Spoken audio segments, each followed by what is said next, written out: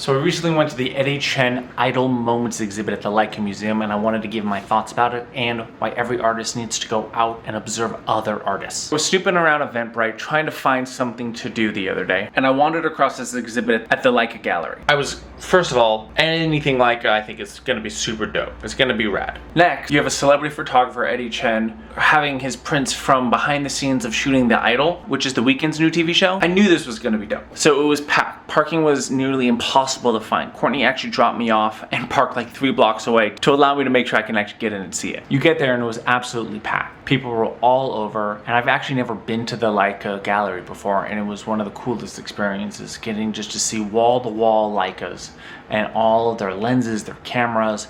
And I didn't even have any time to actually get to go play with those, but I really wish I could, and I'm definitely 100% going back and getting the opportunity to do that. But as you see, it was completely packed. It was so cool to see such a huge turnout of artists.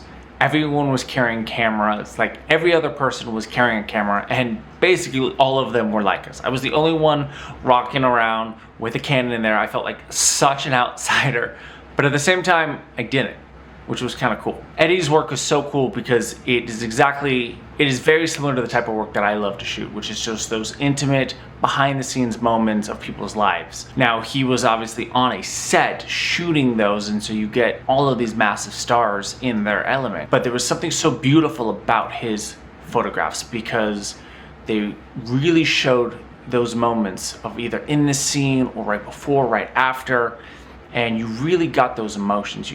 And his framing and his coloring was absolutely beautiful. All of the prints he had on the wall were obviously shot with Leicas, and they were shot on film. The prints themselves were so unique and such a cool vibe on how to do it that I just absolutely loved it. The reason why I go to things like this is because it inspires me as an artist. I can network with other photographers. I get to meet new people and learn new things. Second is I get to get inspired by other amazing artists that are out there. It was so fun to see these photographs printed large on the walls, not only from the aesthetic side of them, of being like they're really beautiful photographs, but also because I got to see how much they were selling for, which is a really cool thing to see as an artist, is to see how much people are selling their art for.